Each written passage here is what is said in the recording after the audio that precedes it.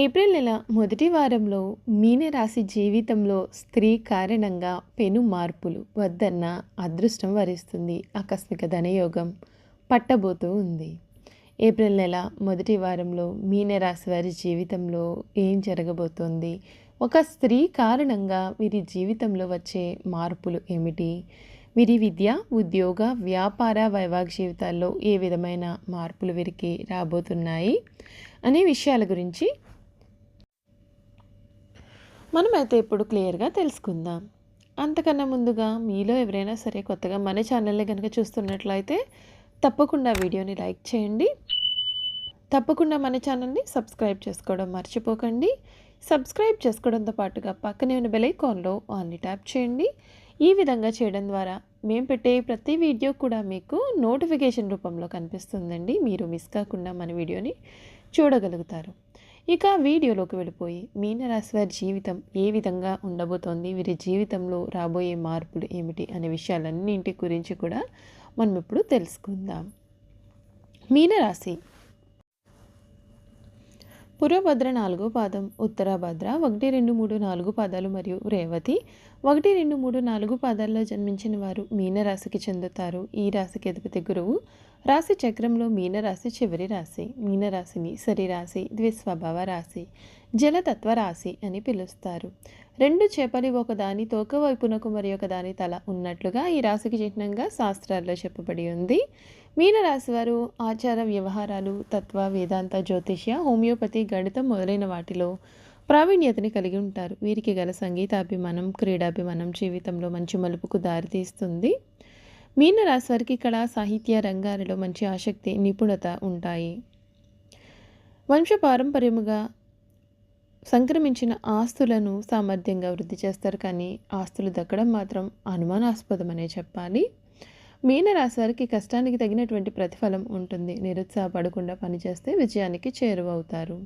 విమర్శకుల మాటలను పట్టించుకోవద్దు. అష్టమంలో చంద్రబలం అనుకూలంగా లేదు. ఆరోగ్యం విషయంలో శ్రద్ధ చాలా అవసరం.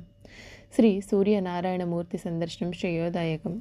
ఉద్యోగపరంగా మిశ్రమ కాలం కనిపిస్తోంది. ఆర్థికంగా పర్వాలేదనిపిస్తుంది. ప్రారంభించిన పనులలో ఓర్పు అనేది చాలా అవసరం. ముఖ్య వ్యవహారాలలో అవగాహన లోపం లేకుండా చూసుకోవాలి. ఆర్థిక వ్యవహారాలలో ఆచితూచి వ్యవహరించండి. మీ రంగాల్లో పై అధికారుల ఒత్తిడి కూడా పెరుగుతుంది. మీ కీర్తి ప్రతిష్టలు అనేవి పెరుగుతాయి. బంధుమిత్రుల కారణంగా విభేదాలు కలగవచ్చు. ప్రశాంతంగా సమాధానం ఇవ్వండి. ఆరోగ్యాన్ని కాపాడుకోండి. ఈ రాశి వారికి ఈ సమయంలో మేలు జరగబోతోంది. ఆధ్యాత్మిక చింతనలో సమస్యలు తగ్గుతాయి. నవగ్రహ ఆరాధన శుభప్రదమైన ఫలితాలను ఇవ్వబోతోందని చెప్పడంలో సందేహం అయితే లేదండి. మీనరాశి వారికి ఈ సమయంలో ముఖ్యంగా చూసుకున్నట్లయితే ఈ రాశి వారికి అంతా కూడా శని కుంభరాశిలో ఈ ఏడాదంతా కూడా 12వ ఇంట్లో, రాహు మీనరాశిలో 1వ ఇంట్లో మరియు కేతువు కన్యారాశిలో 7వ ఇంట్లో సంచరిస్తారు. గురువు మేషరాశిలో 2వ ఇంటిలో మే 1 వరకు కూడా సంచరిస్తాడు. ఆ తర్వాత సంవత్సరం అంతా వృషభ రాశిలో 3వ ఇంట్లో సంచరిస్తాడు. ఈ ఏడాది మీనరాశి యొక్క వ్యాపారస్తులకు ఏ విధంగా ఉండబోతోంది ముందుగా మనం తెలుసుకుందాం. మీనరాశిలో జన్మించిన వ్యాపారస్తులకు ఈ సంవత్సరం అంతా కూడా అనుకూలంగానే ఉంటుంది. మే 1వ తేదీ వరకు కూడా 2వ ఇంట్లో గురుని గోచారం అనుకూలంగా ఉండడం చేత మే 1 నుండి గురువు గోచారం 3వ ఇంటిలో మిశ్రమ ఫలితాలను ఇచ్చేదిగా ఉండడం వలన ఈ ఏడాది వ్యాపారంలో అభివృద్ధి కనిపిస్తుంది. మే 1 తారీఖు వరకు కూడా గురుడు 2వ ఇంట్లో ఉండే సమయంలో వ్యాపారంలో ఆర్థిక పరంగా మంచి అభివృద్ధి ఉంటుంది. కొత్త వ్యాపార ఒప్పందాలు కానీ కొత్త వ్యాపారాలు కానీ ప్రారంభిస్తారు. ఈ సమయం భాగస్వామ్య ఒప్పందాలకు అనుకూలంగా ఉన్నప్పటికీ వాటి విషయంలో కొంత జాగ్రత్తగా ఉండడం మేలు. తొందరపడి తెలియని వ్యక్తులతో ఈ రకమైన ఒప్పందాలు చేసుకుని ఇబ్బంది పడకుండా జాగ్రత్తగా ఉండడం మంచిది. ఈ సమయంలో గురువు దృష్టి 10వ ఇంటిపైన ఉండడం చేత వ్యాపారంలో అభివృద్ధితో పాటుగా ప్రతిష్ట కూడా పెరుగుతుంది. కొత్తగా వ్యాపారంలో పెట్టుబడి పెట్టాలని అనుకునేవారు లేదా చేస్తున్న వ్యాపారంలో అభివృద్ధి కొరకు పెట్టుబడి పెట్టాలి అని అనుకునేవారు ఈ సమయంలో పెట్టుబడి పెట్టడం మంచిది. మీ యొక్క వ్యాపారాలలో ఉండే వివాదాలు విజయం సాధిస్తారు. మిమ్మల్ని నష్టపరచాలని చూసేవారు ఈ సమయంలో వారి యొక్క సమస్యల కారణంగా నష్టపోవడం జరుగుతుంది. మే 1 నుండి గురువు గోచరం 3వ ఇంటిలో ఉండడం చేత వ్యాపారంలో అభివృద్ధి ఉన్నప్పటికీ ఆర్థికంగా ఈ సమయం సామాన్యంగా కనిపిస్తుంది.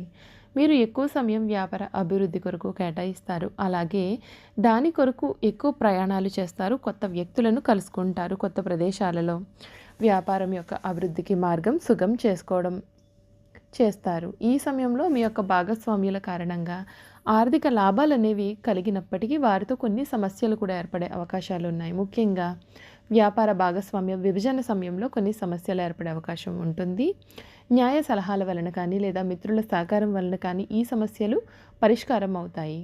ఈ ఏడాది అంతా శని గోచరం 12వ ఇంటిలో ఉండడం చేత వ్యాపారపరంగా కొన్ని సమస్యలు ఏర్పడే అవకాశాలు ఉన్నాయి. ముఖ్యంగా మీరు విదేశాలలో కానీ దూర ప్రదేశంలో ఉన్న వ్యక్తులతో కానీ వ్యాపారం చేస్తున్నట్లయితే కనుక దానిలో కొన్ని సమస్యలు వచ్చే అవకాశాలు ఉన్నాయి. మీతో వ్యాపారం చేస్తున్న వ్యక్తులు కానీ సంస్థలు కానీ వ్యాపారంలో ఆపేయాలనుకోవడం లేదా ఎక్కువ డబ్బు కోరడం కానీ జరగవచ్చు. అలాగే మే 1 తర్వాత మీరు వ్యాపారానికి సంబంధించిన పన్నుల రూపంలో కానీ అపరాధ రుసుము రూపంలో కానీ కొంత డబ్బు ప్రభుత్వానికి చెల్లించే అవకాశం ఉంటుంది. లేదా వ్యాపార వివాదాల పరిష్కారం కొరకు చెల్లించాల్సి వస్తుంది. ఈ సమయంలో తెలియని వ్యక్తులతో తెలియని సంస్థలతో లాభాలు వస్తున్నాయి కదా అని ఒప్పందాలు చేసుకోకుండా జాగ్రత్త పడడం అయితే చాలా మంచిది. ఈ రాశి వారికి ఆర్థికపరమైనటువంటి లావాదేవీల విషయంలో కూడా కొంచెం జాగ్రత్త పడాల్సి ఉంటుంది. ఈ సంవత్సరం అంతా కూడా రాహు 1వ ఇంటిలో, కేతువు 7వ ఇంటిలో ఉండడం చేత వ్యాపారంలో హెచ్చు తగ్గులు ఏర్పడడం లేదా వ్యాపార వివాదాల కారణంగా మనశ్శాంతి కోల్పోవడం కూడా జరిగే అవకాశాలు ఉన్నాయి. కాబట్టి జాగ్రత్త పడండి. ముఖ్యంగా ఏప్రిల్ నెల మొదటి వారంలో మీనరాశి వారికి వారి జీవితంలోకి ఒక స్త్రీ ప్రవేశం అయితే జరగబోతూ ఉంది. ఆ స్త్రీ కారణంగా వీరి జీవితంలో ఇప్పటి వరకు చూడలేనటువంటి మార్పులు చూడబోతూ ఉన్నారు. ధనం ఆకస్మిక ధనయోగ సూచనలు కూడా ఉన్నాయి. అంటే డబ్బు ఏ ప్రక్క నుండి వస్తుందో మీకు తెలియనట్టుగా డబ్బు మీ జీవితంలోకి ప్రవేశించడం జరుగుతుంది. ఒక స్త్రీ కారణంగా మీ జీవితంలో చాలా ముఖ్యమైనటువంటి మార్పులు అయితే ఈ సమయంలో చూడబోతున్నారు. ఆ స్త్రీ కారణంగా మీ జీవితం ఇప్పటి వరకు కూడా మీరు ఊహించలేనటువంటి విధంగా మారబోతూ ఉందని చెప్పడంలో సందేహం అయితే లేదండి. మీనరాశి వారి జీవితం ఈ సమయంలో చాలా అదృష్టకరమైనటువంటి వాతావరణాన్ని కూడా చూడబోతూ ఉంది. చూసారు కదా, మీనరాశి వారి గురించి తెలుసుకున్నాం కదా. ఇక వారు చేయాల్సినటువంటి జాతకపరమైన పరిహారాలు ఏమిటో తెలుసుకుందాం. మీ ప్రయత్నాలలో విజయం సాధించడానికి నవగ్రహ మంత్రాలను చదవండి. దేవాలయాలు లేదా ధార్మిక ప్రదేశాలలో అరటిపండ్లు లేదా లడ్డూలను నివేదించి ఆ తర్వాత వాటిని ప్రసాదంగా పంచండి. మీకు సాధ్యమైనప్పుడల్లా రావి చెట్టును పూజించండి. సూర్యోదయ సమయంలో రావి చెట్టుకు నీరును పోయండి. మీరు దేవాలయాలకు ఏదైనా ఇవ్వాలి అనుకుంటే ఆలయాలకు కొత్త బట్టలను సమర్పించండి. దేవాలయాలకు ఎప్పుడు కూడా ఆహార పదార్థాలను నైవేద్యంగా కానీ ప్రసాదం రూపంలో కానీ మీ చేతితో ఇవ్వవద్దు. దేవాలయాలను శుభ్రపరిచే కార్యకలాపాలలో పాల్గొనడం లేదా దేవాలయ ప్రాంగణాన్ని మీ శారీరక శ్రమతో శుభ్రపరచడం వలన మీరు ఎదుర్కొంటున్న సమస్యలు, దురదృష్టం వంటివి తొలగిపోతాయి. చూసారు కదండి, మీనరాశి వారి గురించి మనం పూర్తి విషయాలు తెలుసుకున్నాం కదా. ఈ వీడియో కనుక మీకు నచ్చినట్లయితే తప్పకుండా వీడియోని లైక్ చేయండి. తప్పకుండా మన ఛానల్ని అయితే సబ్స్క్రైబ్ చేసుకోవడం మర్చిపోకండి. సబ్స్క్రైబ్ చేసుకోవడంతో పాటుగా పక్కనే ఉన్న బెల్ ఐకాన్లో ఆల్ని ట్యాప్ చేయండి. ఈ విధంగా చేయడం ద్వారా మేము పెట్టే ప్రతి వీడియో కూడా మీకు నోటిఫికేషన్ రూపంలో కనిపిస్తుంది. మీరు మిస్ కాకుండా మన వీడియోని చూడగలుగుతారు. Thank you for watching.